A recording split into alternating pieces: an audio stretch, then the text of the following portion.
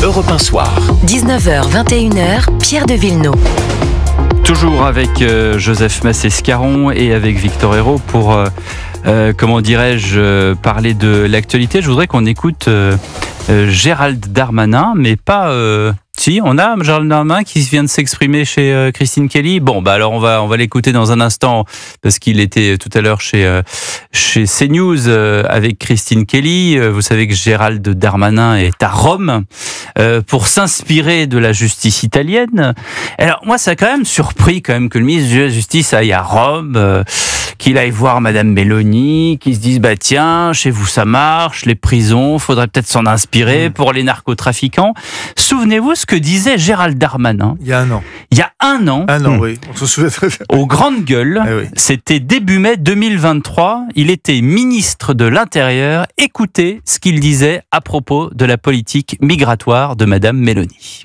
La vérité, c'est qu'il y a en Tunisie notamment, mais aussi en Libye, mais surtout en Tunisie, une situation politique qui fait que beaucoup d'enfants, notamment, remontent par l'Italie, et que l'Italie est incapable, vous le savez bien, la une des journaux en fait des titres, de gérer cette pression migratoire. Ça veut donc dire... Elle est là en première ligne aussi. Non, ça veut dire que Madame Meloni, c'est comme Madame Le Pen. C'est-à-dire qu'elle se fait élire sur vous allez voir ce que vous allez voir, et puis ce qu'on voit, c'est que ça s'arrête pas et que ça s'amplifie.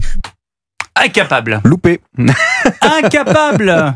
Victor Hérault. Alors écoutez, vous savez ce qu'on dit. Bah, je vais vous dire, il y a que les cons qui ne changent pas d'avis. Ah, donc vous... Bah oui. Ouais. Non mais on va pas commencer à tomber sur Gérald Darmanin parce qu'il change d'avis. Oui, évidemment que c'est par électoralisme, évidemment que il disait il était très péremptoire à l'époque alors qu'il n'en savait rien et qu'aujourd'hui il se rend compte que finalement ça marche et qu'il ferait peut-être mieux de s'en inspirer puisque la population le lui demande. Mais en tout cas, heureusement que c'est dans le bon sens, qu'il va dans le bon sens. Mais Gérald Darmanin était à bras raccourcis contre le Rassemblement national et il fallait qu'il montre alors que Jordan Bardella et Marine Le Pen étaient allés à la frontière italienne à Vintimille pour justement regarder comment du côté italien ça marchait. Il essaye de rattraper son retard. Il essaye de rattraper son retard. Il est encore contre le RN. Il va encore nous montrer que oui, le camp présidentiel sait gérer l'immigration, sait gérer la justice, la réponse pénale dans ce pays. Et donc aujourd'hui, il va voir Madame Meloni, dire regardez comment ça se passe. Joseph Massescaron là-dessus. Bah, là-dessus, enfin, soyons honnêtes, il parlait de la politique migratoire il y a un an. Là, c'est autre chose. Il parle de la politique pénale. La politique pénale qui a été renforcée par Madame Meloni, mais qui n'est pas simplement l'œuvre de Madame Meloni.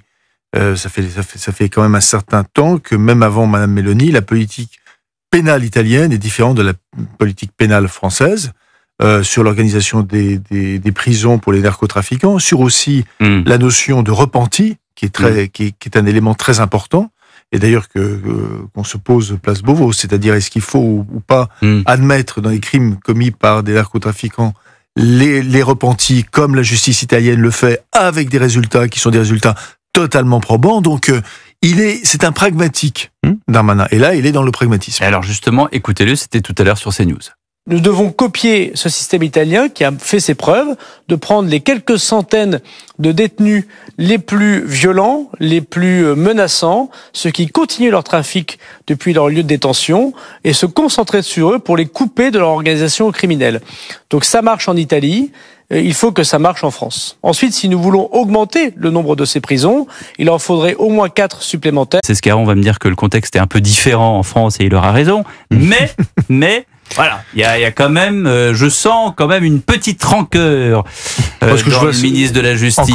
Encore plus que la politique. Moi, ce qui m'intéresse encore plus que la politique migratoire, pour être honnête, encore plus que la politique carcérale, je le dis franchement, c'est la politique économique qui est menée en Italie, où là, nous avons des leçons à prendre. La politique budgétaire, nous avons des leçons à prendre sur l'aide aux entreprises. Les cadeaux fiscaux, c'est fini, depuis peu d'ailleurs. Mais quand même.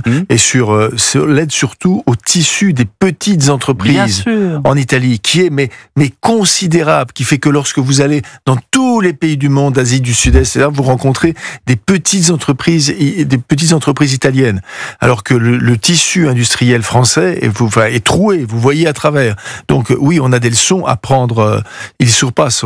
Vous avez on a des leçons à prendre de l'Italie, mais depuis un bon moment. Hein, c'est absolument évident. Et bientôt, d'ailleurs, nous avons des leçons à prendre de l'Espagne. Je rappelle aussi, du point de vue économique et budgétaire. Et quel retournement l'Espagne. Quel retournement. Et nous avons des leçons aussi à prendre du Portugal, hein, que je me garderai bien d'oublier. En fait, bref, de tous les pays du sud de l'Europe, nous sommes vraiment déclassés à un point qu'il est difficile d'imaginer. Mais oui, et Victor Hérault. Mais concernant Gérald Darmanin, qu'on me comprenne bien, je lui trouve la qualité de changer.